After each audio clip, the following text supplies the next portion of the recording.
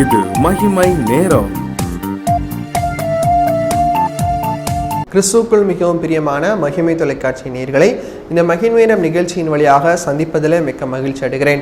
இந்த வாரம் முழுவதும் கடைசி காலத்தை குறித்தும் கடைசி காலத்திலே சம்பவிக்க வேண்டியதான காரியங்களை குறித்தும் நாம் தியானித்து கொண்டு வருகிறோம். அந்த பிரகாரமாக நாம் எப்படியாக இருக்கிறோம், நாம் என்ன செய்ய வேண்டும் என்பதை குறித்துதான ஒரு தெளிவு நமக்குள்ளாக காணப்பட வேண்டும் என்று சொல்லி நாம் தியானிக்கிறோம்.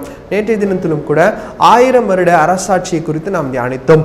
1000 வருட அரசாட்சி முடிந்தது பிற்பாடு பிசாசானவன் தான் வைக்கப்பட்டிருந்த காவலில் இருந்து அவன் அவிழ்த்து விடப்படுவான். இந்த உலகத்துல அதை எத்தனை வருடம் என்று சொல்லப்படவில்லை. உலகத்துல சில காலங்கள் இந்த உலகத்தில் உள்ள மக்களை வஞ்சிப்பான். ஆனாலும் கூட அதற்கு பிற்பாடு ஆண்டவருக்கும் பிசாசுமான ஒரு யுத்தம் நடக்கும். அந்த யுத்தத்துல யார் வெல்லுவார்? ஆண்டவர் வென்று மறுபடியுமாக பிசாசானவன் அவனுக்குரிய இடத்துல அவன் தள்ளப்படுவான்.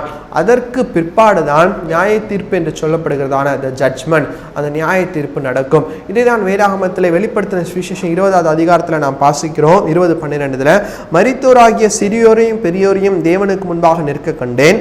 அப்பொழுது புஸ்தகங்கள் திறக்கப்பட்டன. ஜீவ புஸ்தகம் என்னும் வேறொரு புஸ்தகமும் திறக்கப்பட்டது. அப்பொழுது அந்த புஸ்தகங்களில் எழுதப்பட்டவர்களின்படியே மரித்தோர் தங்கள் தங்கள் கிரியைகளுக்கு தக்கதாக நியாய தீர்ப்படைந்தார்கள். பிரியமானவர்களே, நியாய தீர்ப்பு என்பது எதன் அடிப்படையில் இருக்கிறது?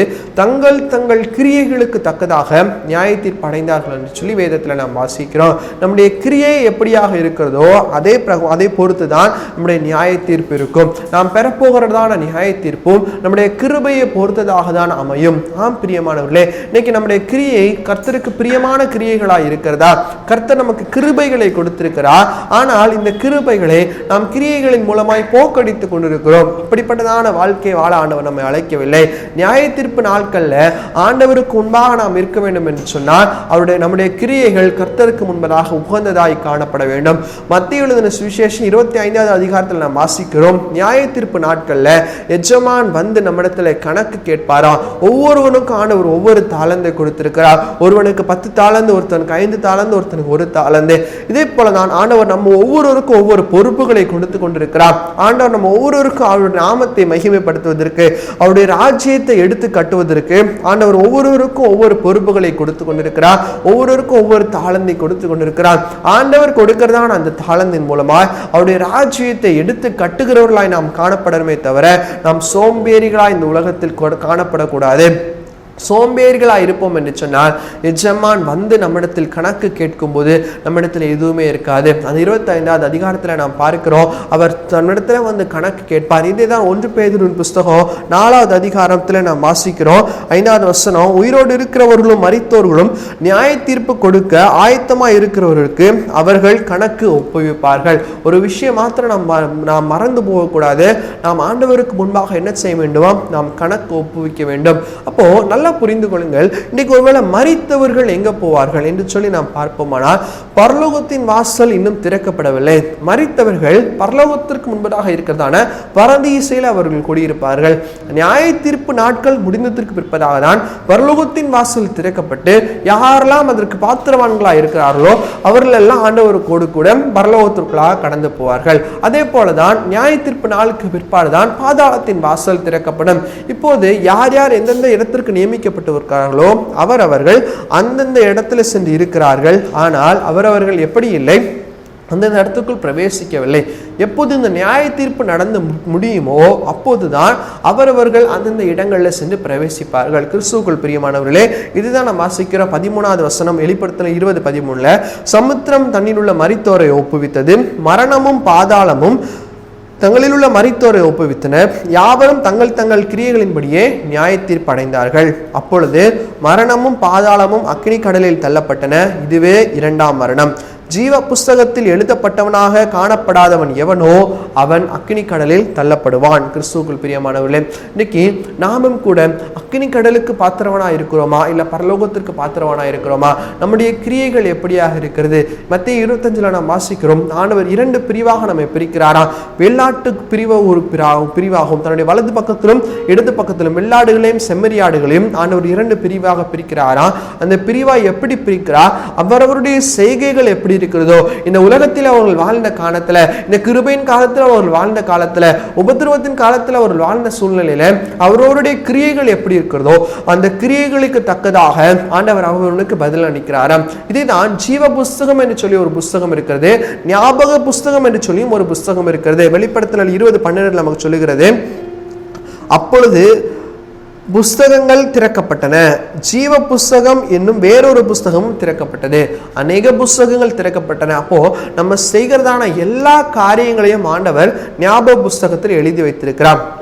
நம்முடைய சிந்தனையில நம்ம செய்கிறதான காரியங்கள், நம்முடைய நம்ம கிரியைகளினால் செய்கிற காரியங்கள் எல்லாவற்றையும் ஆண்டவர் ஜீவ புஸ்தகத்திலே எழுதி வைத்ததை நாம் பார்க்கிறோம். இன்னைக்கு இந்த ஜீவ புஸ்தகத்தில் எழுதப்பட்டவர்களாய் நம்மளுடைய பெயர் காணப்பட்டாலும் நம்முடைய ஞாபக புஸ்தகத்திலே நம்முடைய கிரியைகள் எப்படியாக இருக்கிறதோ அந்தந்த கிரியைகளுக்கு தக்கதான் ஆண்டவர் நமக்கு பலன் அளிக்கிறவராய் கூட இருக்கிறார். கிறிஸ்துவுக்குள் பிரியமானவர்களே, இன்னைக்கு நம்முடைய பலன் எப்படியாக இருக்கிறது? இந்த நியாயத்தீர்ப்பு நாள்ல நாம் எந்த பக்கத்தில் இருக்கிறவர்களாய் காணப்படுகிறோம்? நம்முடைய கிரியைகளுக்கு ஆண்டவருடைய பிரியமான கிரியைகளாய் காணப்படுகிறதா, இல்ல ஆண்டவருக்கு நமக்கு சம்பந்தமில்லாத கிரியைகளாய் காணப்படுகிறதா? ஒரு நிமிஷம் நம்மை நாமே சிந்தித்து பார்ப்போம். நியாயத்தீர்ப்பு நாள்ல அவரோடு கூட மணவாளனுக்கு எதிர்கொண்டு போய் மணவாளனோடு கூட பரலோக ராஜ்யத்திலே பிரவேசிக்கிறதான ஒரு வாழ்க்கை வாழும்படியாக தான் ஆண்டவர் நம்மிடத்தில் எதிர்பார்க்கிறார். மத்தேயு 25:34 வாசிக்கும் போது, அப்பொழுது ராஜா தமது வலது பக்கத்தில் இருப்பவர்களை பார்த்து, வாருங்கள், என் பிதாவினால் ஆசீர்வதிக்கப்பட்டவர்களே, உலகம் உண்டானது முதல் உங்களுக்காக ஆயத்தம் பண்ணப்பட்டிருக்கிற ராஜ்யத்தை சுதந்திரித்துக் கொள்ளுங்கள். இன்னைக்கு ஆண்டவர் இன்னைக்கு நம்மளை பார்த்து இப்படிப்பட்டதான வார்த்தையை சொல்ல முடியுமா? ஒரு நிமிஷம் யோசிச்சு பாருங்க. நம்முடைய கிரியைகள் அதற்கு பாத்திரவானா இருக்கிறதா? என்னுடைய சகோதரனை என்னால் அன்பு கூற முடியுதா? அன்பு நன்னிடத்துல காணப்படுகிறதா? என்னுடைய கிரியைகள் எப்படியாக இருக்கிறது? இன்னைக்கு ஆண்டவர் எனக்காக சிலுவையில ரத்தம் சிந்தி மரித்தார் என்று சொல்லி இன்னைக்கு ஃபுல்லா நம்ம ஆலயத்தில் உட்கார்ந்து நம்ம தியானித்திருப்போம். ஆனா அந்த தியானித்த வார்த்தைகளை கேட்ட நாம், என்னுடைய சகோதரனை என்னால நேசிக்க முடியல, என்னோட பக்கத்து வீட்டுக்காரங்களை என்னால் நேசிக்க முடியல, அவர்களிடத்துல நான் அன்பு பாராட்ட முடியல, அவர்களிடத்துல இயேசுவின் அன்பை குறித்து என்னால் சொல்ல முடியவில்லை என்று சொன்னா நான் எப்படியாக இருக்கிறேன்? ஒரு நிமிஷம் யோசிச்சு பாருங்க. கிறிஸ்துவுக்குள் பிரியமானவர்களே, ஆண்டவருக்குள்ளாக இருக்கிற நாம், ஆண்டவருக்குள்ளாக வாசம் பண்ணுகிற நாம், நம்முடைய கிரியைகள் பரலோகத்தை சுதந்திரிக்கிறதான கிரியைகளை நாம் காணப்பட வேண்டும். அப்படிப்பட்டதான கிருபைகளை தான் கர்த்தர் நமக்கு தந்து கொண்டிருக்கிறார். ஆனால் கிருபையை போக்கடிக்காதபடிக்கு நம்மை நாமே காத்துக்கொள்ளணும். இதுதான் கர்த்தர் நம்ம இடத்துல எதிர்பார்க்கிறார். எனவே நியாய தீர்ப்பு நாள்ல தள்ளப்பட்டவர்களாய் காணப்படாதபடிக்கு, நியாய தீர்ப்பு நாள்ல அடைக்கப்பட்ட கதவுகளை ஆண்டவர் நம்ம வெளியே தள்ளுகிறவர்களாய் நாம் இருக்காதபடிக்கு, ஆண்டவரோடு கூட பிரவேசிக்கிறவர்களாய், ஆண்டவர் நம்ம இடத்துல பேசுகிறதான ஒவ்வொரு காரியங்களும் உணர்ந்து செயல்படுவர்களாய் நாம் காணப்படணும். அப்படிப்பட்டதான கிருபைகளை கர்த்தர் நம்ம ஒவ்வொருவருக்கும் தருவாராக.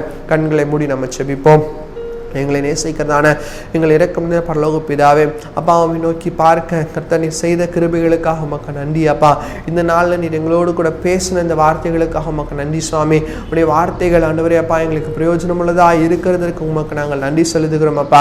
ஆண்டவரே, நியாய தீர்ப்பு நாளில் ஆண்டவரே உம்முடைய வலது பார்சத்தில் நிற்கிறவர்களாய் நாங்கள் காணப்பட கர்த்தாவே நீர் கிருபை செய்யும்படியாய் செபிக்கிறோம். ஆண்டவரே, உடைய வலது பார்சத்தில் நாங்கள் இருக்கிறோம். நாங்கள் கைவிடப்பட்டவர்களாய் தள்ளப்பட்டவர்களாய் நாங்கள் காணப்படாதபடிக்கு ஒரு விசை நீர் எங்களை மன்னிக்கும்படியாய், மன்னித்து எங்களை ஏற்றுக்கொள்ளும்படியாக நாங்கள் செபிக்கிறோம். எங்களுடைய பாவங்கள் ஏதாவது இருக்குமானா நீர் இன்னைக்கு எங்களுக்கு அதை சுட்டி காட்டும்படியாக செபிக்கிறோம். எங்களுடைய கிரியைகள் ஏதாவது உமக்கு பிரியமில்லதாய் காணப்படுமானால் ஆண்டவரே அந்த கிரியைகளை நீர் எங்களுக்கு காட்டும்படியாக செபிக்கிறோம் அப்பா.